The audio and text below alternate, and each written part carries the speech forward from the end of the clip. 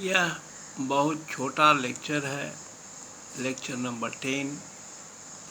इसमें मैं एक टिप देने जा रहा हूँ जिसे मिरर फार्मूला के इवैल्यूएशन में यूज़ करने में सहायता मिलेगी। टिप यह है कि इक्वेशन में जो भी अननोन क्वांटिटी है, यदि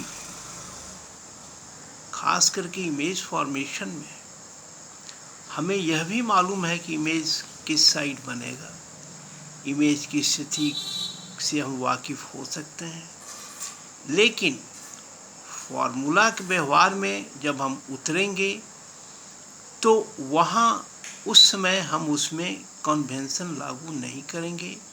कन्वेंशन उन्हीं क्वांटिटीज में लागू करेंगे जो फिगर स्पष्टतः प्रॉब्लम में दी गई हैं और जो अननोन है।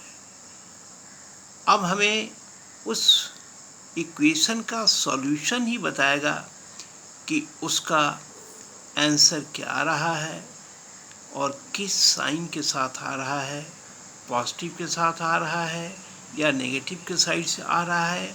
अब ये सॉल्यूशन ही बताएगा। हमें उसके बारे में जानते हुए भी पहले से कोई उसमें कन्वेंशन नहीं लगा देना है। यही मुझे इस इक्वेशन के सॉल्व करने में ये टिप देना था।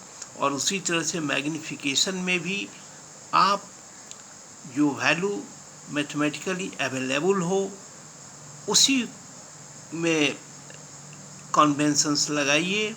जो अननोन है उसमें बिल्कुल ही नहीं लगाना है और जो रिजल्ट आएगा, रिजल्ट ही बताएगा कि इसका सही सॉल्यूशन क्या आता है।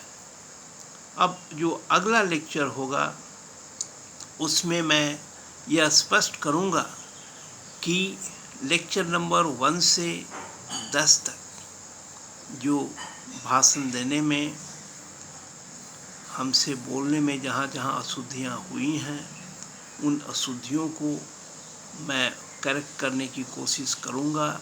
उसके कारण ये हैं कि ये जो लेक्चर दिए जा रहे हैं, ये कोई लिख पढ़ के लेक्चर नहीं दिए जा रहे हैं, तैयार करके नहीं दिए जा रहे हैं।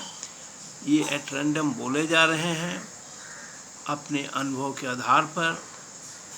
और इसीलिए अब ये डिपेंड करता है कि बोलते बोलते कोई चीज़ उसमें मेरे दिमाग में आती है, नहीं आती है, कहीं कहीं ज़ुबान फिसलती भी है।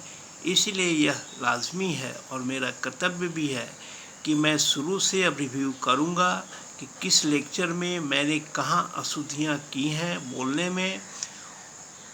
तो जो एक्सप्लेनेशन मैं दूंगा, पहले लेक्चर संख्या, कहाँ मैंने क्या अशुद्धि बोल दी है और उसका मैं क्या करेक्शन कर रहा हूँ, यह मैं स्पष्ट करूँगा। और मैं समझता हूँ तभी ये जो व्याख्यान मैंने 1 से 10 तक दिए उसकी सही उपयोगिता आपके तरफ से हो पाएगी। धन्यवाद।